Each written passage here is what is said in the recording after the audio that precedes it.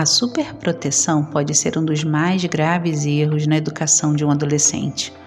Mas como saber o limite entre permitir e não ser negligente?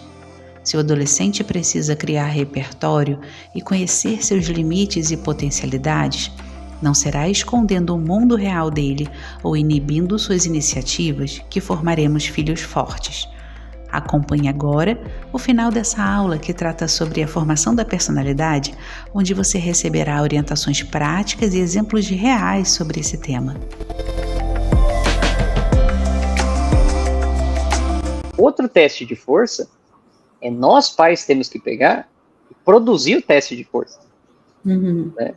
Hoje em dia, eu estava vendo até uma reportagem que lá acho que é na Alemanha, os pedagogos estão falando, e tá vendo todo um trabalho nesse sentido, acho que é na Alemanha, se eu não me engano, de fazer parquinhos com aqueles brinquedos de madeira, que não tem borracha, que não tem nada. Isso de propósito, porque os pedagogos estão falando lá, olha, a gente precisa que as crianças se exponham ao risco. Elas precisam saber que elas podem bater a cabeça nessa madeira dura e vai doer muito. E elas podem se ferir mais seriamente. Porque eles falando, né? A gente criou uma cultura que é tudo emborrachado, tudo não sei o que em escola e tal. Aí a criança foi assim e a gente sobreviveu, né? Com o joelho ralado. Sobrevivemos, né? Eu lembro quando eu era criança, Patrícia, que eu morava assim, né? Minha avó embaixo e a minha casa ficava em cima, tinha 16 degraus, né? Eu subia os degraus, subia 2 degraus e pulava. Aí eu falei, beleza, consegui. Aí eu ia pro 3º degrau, tentava pular. Aí eu ia pro 4º, tentava pular para ver até que ponto minha perna cedia ou não. Então você vê, esse tipo de risco, ele é saudável. Só que hoje em dia, a gente pega e fala assim, não faz isso não. Você vai se machucar, você vai para o hospital, você vai não sei o quê. Então, a gente precisa ajudar e dar oportunidade para que o adolescente se exponha ao risco, né? Minha filha mesmo, ela fala assim, pai, será que eu consigo subir em árvore? Eu falei, vai, sobe. E se eu cair? Se você cair, qualquer coisa eu te seguro. Né? A gente dá, assim, passar segurança para se arriscar. Né? Sim. E, mas se eu me machucar? Se se machucar, vai ser uma queda, vai ficar roxo, tá tudo bem. Então a gente precisa incentivar risco físico, lógico, risco controlado, né? Não um risco idiota, né? Mas um risco mediano, né? Um risco físico, um risco de social também, né? Então, deixa os filhos... Veja, às vezes a gente poupa os filhos das consequências sociais. Então o filho vai lá, não conversa com ninguém, não fala nada, se isola, não quer conversar, mas a gente sempre arruma uma desculpinha. Quando é criança, a gente fala que tá com sono. Aí vai crescendo, a gente fala assim, não, é que ele gosta de ser assim. Não gosta nada. Filho, você não tá fazendo isso publicamente? Na frente das pessoas?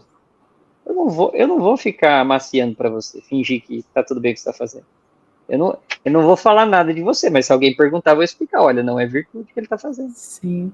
Ele está com problema de vício. O que me ajudou nessa questão da timidez, da vergonha, de não querer ser... Porque o envergonhado, se não me engano, é até o Rudolf Alves que fala sobre isso também, ou a Mercedes Palé, um dos dois, né? Que fala sobre essa coisa de você não se achar bom o suficiente. Então, quanto tem de vaidade, de pouca humildade ali na vergonha do adolescente. E o quanto é importante a gente exercitar isso nele, isso de formas naturais, em situações que são corriqueiras do dia a dia. O que me ajudou nesse processo foi o fato de participar de movimento na Igreja Católica, porque eu era uma adolescente assim, super tímida, eu não gostava que me elogiassem, eu não gostava que falasse nada de mim. Apresentar trabalho, eu passava a vez para todo mundo, gente, olha, tira um ponto meu, mas fica você que apresenta. Pode levar um ponto a mais, sabe?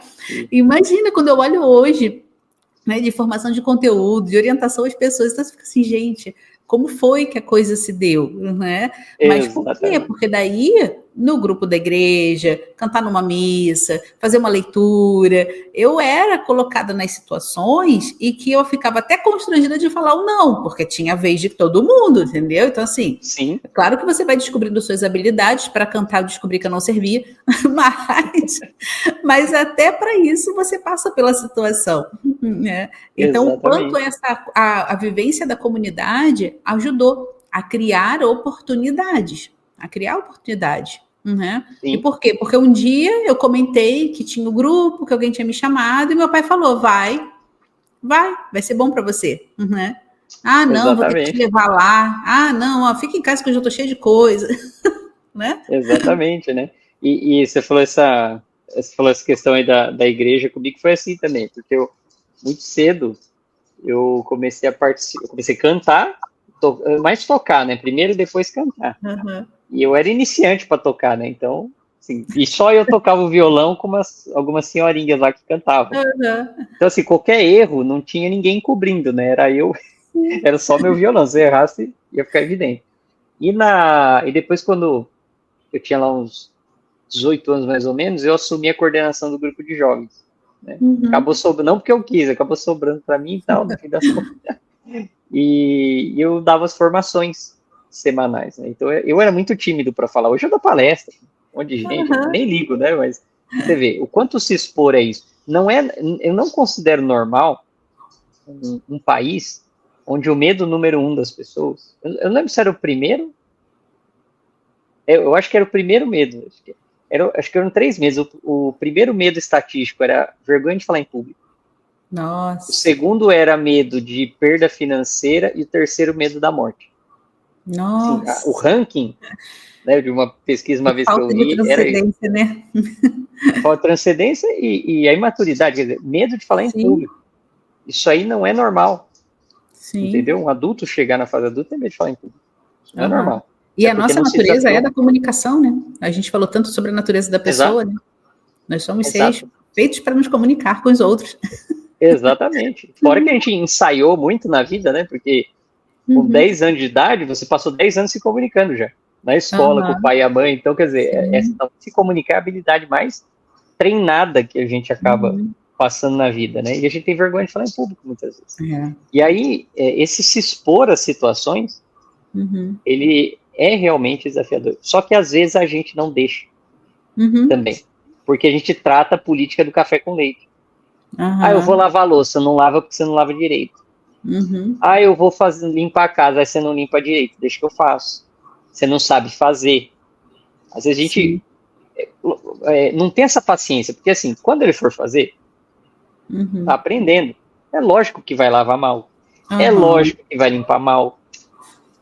E aí a gente vai ter que o quê? Pegar e refazer, ou, e além de corrigir, falar, ó, aqui não ficou bom, aqui você faz dessa forma.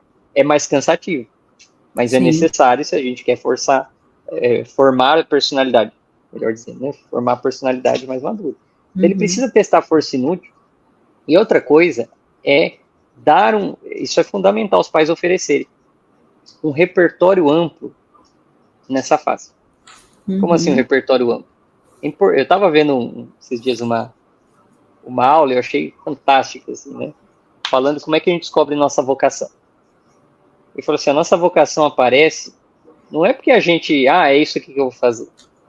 Você tem que ter mais ou menos umas 5, 10 assuntos teóricos que você começou a dominar, uns 5 a 10 habilidades, assim, artísticas, e umas 5 a 10 habilidades, assim, técnicas, corporais, enfim, né? Eu sei fazer coisas. Aí depois que você tem isso aí na tua personalidade, você aprendeu essas habilidades, aí você vai olhar e falar assim, entendi minha vocação. Porque eu vou mesclar elas e vou ter um jeito muito único de trabalhar. Entendeu? E a gente às vezes não dá isso. Como a gente fica na política só da escola, os nossos filhos só se desafiam para passar em prova. Eles não se desafiam para aprender arte, alguma coisa artística. Não adianta falar que na escola tem arte, porque aquilo ali é só assim, primeiro a escola brasileira que não é aperitivo. É só você saber que existe. Isso. Né? Você não aprende a desenhar direito na aula de arte. Não é um curso de desenho, não é um curso de música, de canto. Então pegar, desenvolver habilidade artística, seja um instrumento, canto, um desenho, eu sei fazer escultura, biscuit, sei lá. Não precisa ter conexão às coisas, mas você precisa saber fazer. Aí, assuntos teóricos também. Que assunto aquele adolescente domina, ele conhece mesmo, né? Então pega o assunto, sei lá, eu gosto de... Veja, não precisa ser... É a força inútil, você não precisa estar preocupado que seja um assunto só elevado. Não, meu filho tem que entender de filosofia. Sim, alto nível intelectual. Exato. Não, ele gosta, sei lá, de carro. Tá bom, então aprenda o carro. Como é que funciona o motor, como é que funcionam as coisas. Porque geralmente ele gosta só da carcaça, né? Então, já que você gosta de carro, vamos aprender carro de verdade. Né? Ele gosta de... Ou, de repente, pode buscar ambientes competitivos também para treinar a força dele. Né? Como artes marciais, competição de natação. Né? Esportes é muito bacana. Esportes competitivos nessa fase, né? Mas, lógico, os pais acompanhando. E, de preferência, ambientes que os pais estejam muito juntos. Porque ambientes competitivos de adolescentes tendem a ter muito bullying. Mas a presença de um adulto faz diferença. Inibe. Eu lembro da nossa escola, Patrícia, que era muito interessante, né? A gente tinha uma sala, que inclusive era a minha, que eu dava aula, era uma sala mista. Então a gente tinha aula do 3º ao 5º ano. Né? Então era uma sala mista, né? A gente tinha feito uma pedagogia que abrangia, né? Uma maneira de desafiar os alunos de forma diferente. E a minha sala, os alunos tinham de 8 a 10 anos. Não, de 8 a 11, desculpa. E aí o que acontece? Pergunta se tinha bullying. Não tinha. Só, mas como é que você consegue? Crianças nessa idade, que geralmente são tão cruéis, não ter bullying. E não pensa porque era uma escola católica? Era.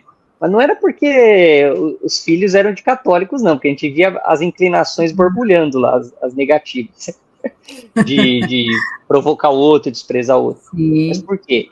Porque nós, como professores lá, a gente estava junto com os alunos. A gente participava das conversas no intervalo. A gente lanchava junto com eles. A gente conversava. Qualquer assunto que eles traziam, até no meio da aula, às vezes a gente trazia aquele assunto para dentro do conteúdo e envolvia uma participação. Né? Veja, eles criaram uma proximidade com o adulto, e essa proximidade com o adulto inibia. Sim. Inibia, né? Porque, veja, se você tem aí vamos usar a lógica dos animais, né? Se você tem um macho alfa, vamos dizer assim, não vai haver disputa. Agora, se você não tem a figura do macho alfa, o macho alfa serve para as professoras, as mães também, né? São a simbologia da natureza. Se você não tem o macho alfa, eles vão começar a disputar para ver quem é mais forte. Sim. Vai ser natural esse processo. E vão querer ganhar espaço, com certeza. E vão querer ganhar espaço. Se eles percebem que você é mais forte, que você é aliado deles, o que eles vão fazer? Eu vou grudar no mais forte, aí se ele vier para cima, ele é meu aliado. Né? E aí vai todo mundo preferir baixar a cabeça. Isso funciona até eu dava uma orientação dessa ao professor que dá aula pro Fundamental 2 e assim por diante, né? Às vezes pega uma sala, 30 alunos, ensino público principalmente, acontece, mas particular também. 30 alunos, um monte de adolescente, o que você faz para ter controle sobre a sala? Você tem que fazer política. Você tem que pegar quem que é os mais fáceis de você ganhar o coração. Esses 3 aqui. Então você investe, dá atenção, chega junto, conversa no intervalo. Beleza, montei minha panelinha de 3. Agora eu vou ver quem que é o próximo que dá para trazer que tá mais fácil, esse aqui. Aí você vê, quando vê, são 15, 20 contra 10. Aí os 10 vão se sentir excluídos e falar assim, vamos se adequar ao professor, porque ele é mais forte.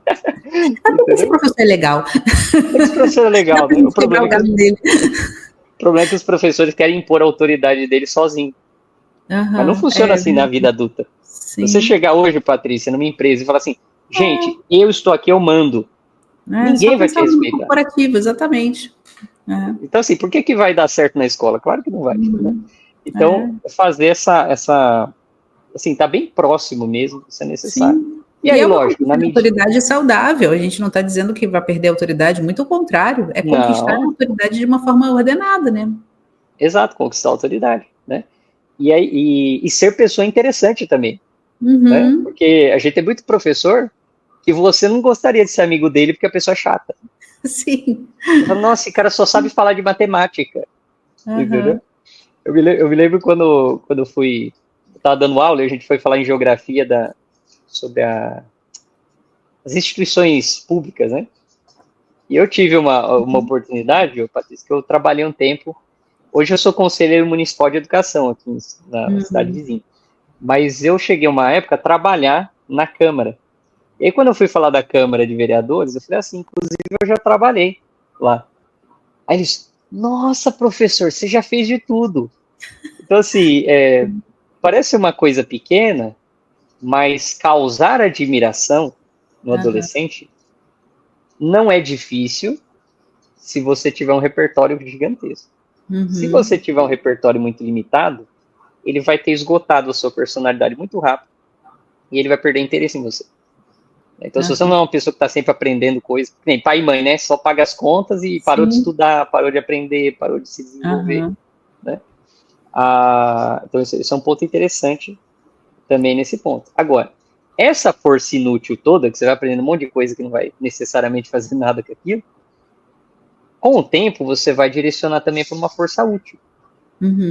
Né? Ou seja, olha, filho, você faz isso, vamos abrir um negócio junto? E aí, ó, eu vou dizer para você assim, de coração, né? Aquelas coisas que não pode falar em público, mas eu tenho coragem de falar. Faz o seguinte, rasga essa frescura aí do adolescente não poder trabalhar, trabalha junto com ele. Veja, não trabalhar no sentido assim, por 8 horas por dia. Tipo, não é isso que ele precisa. Ele não precisa de um cargo numa empresa, não é isso. Mas ele precisa trabalhar e sentir útil e perceber que ele faz as coisas e acontece.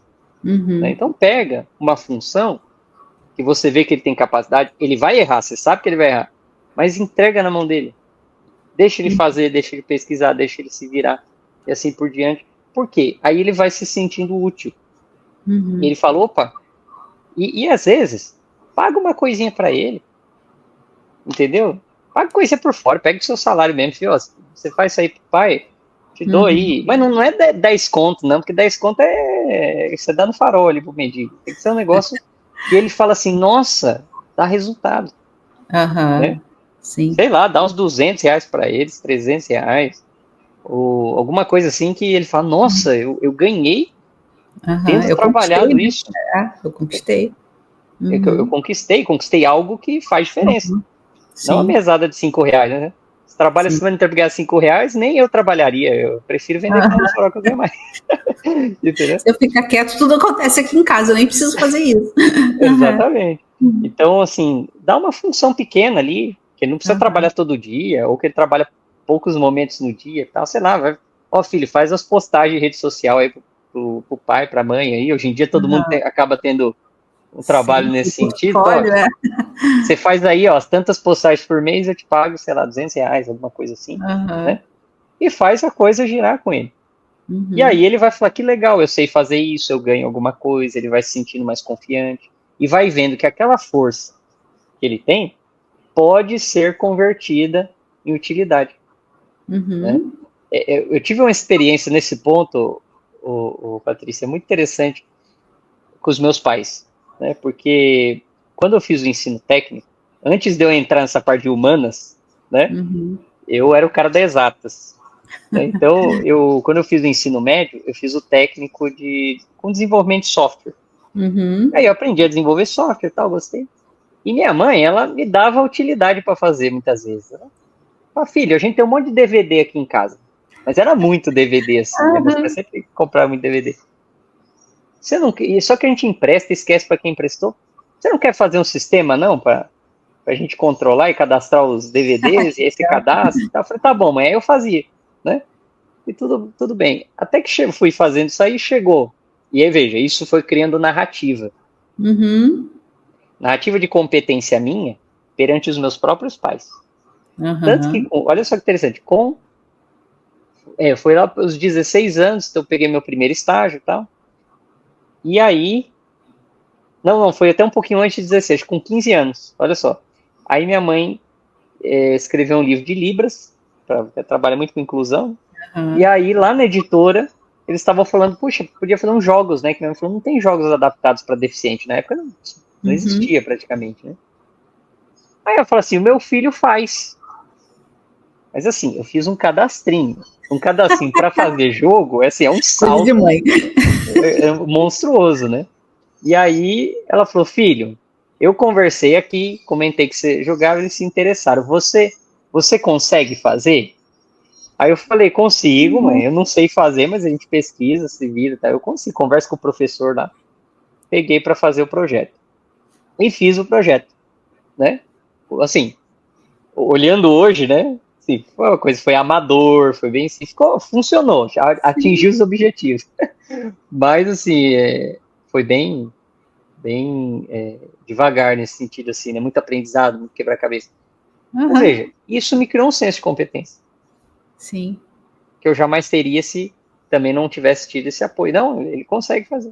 Os pais hoje falam, não, meu filho só daqui uns 10 anos, velho. Quando se formar, ele aprende a fazer alguma coisa. Só quando se formar, exatamente. Só quando se formar, tem que se formar, então já ter alguma experiênciazinha aí dá para indicar. Exatamente, né? Senão não dá. Então, é muito importante esses 3 pontos, né, Patrícia? Cuidar essa parte do afeto, desse afeto benevolente para a quarta camada. Desafiar o filho. Se o filho não se desafia, você desafia ele. Vai tacando coisa para ele fazer mais difícil, cada vez mais. E você também converter em utilidade as forças dele. Porque essa introdução no mundo do trabalho, ela tem que ser feita pelos pais. Não é o currículo que faz, é os pais que fazem essa introdução à utilidade. Especialmente o pai, entendeu? Porque o homem ele tem mais a cabeça voltada para a carreira do que a mulher, muitas vezes. Tem mulheres que estão em cargos maravilhosos, imensos, têm um trabalho maravilhoso. Mas a mulher está sempre aqui, mas pensando lá em casa, né? O homem não, o homem está no trabalho, ele está em casa pensando no trabalho, é isso que eu quero dizer. Entendeu? Essa é a tendência masculina. Então, talvez a pessoa até mais habilidosa, mais com afinidade para fazer isso é o pai, que hoje os pais não sabem o que fazer. Né? É tudo a mãe que faz, né? Tem muito pai que larga para a mãe e, não sei o que fazer com esse menino. Sim.